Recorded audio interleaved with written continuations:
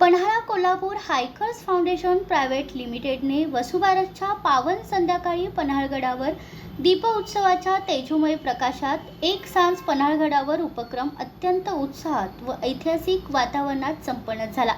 या दीपोत्सवाचा शुभारंभ युवारत्नी संयोगिताराजे संभाजीराजे छत्रपती यांच्या शुभ हस्ते शिवमंदिराचे पूजन करून व पहिला दिवा शिवरायांच्या चरणी अर्पण करून करण्यात आला। शिवमंदिर व महाराणी ताराराणी साहेबांचा राजवाडा परिसरात हजारो दिवांच्या साक्षीने ऐतिहासिक वातावरण अनुभवायला मिळाले। कार्यक्रमादरम्यान वीरभद्र मर्दानी आखाडा कोल्हापूर यांनी शिवकालीन युद्धकलेची थरारक प्रात्यक्षिके सादर केली। तलवारीचा झंकार, ढोल ताशांच्या गजरात शिवभक्त मंत्रमुग्ध झाले। यानंतर सज्जाकोटी परिसरात सर्व शिवभक्तांनी एकत्र येऊन हजारो दिव्यांनी गड प्रकाशमय केला।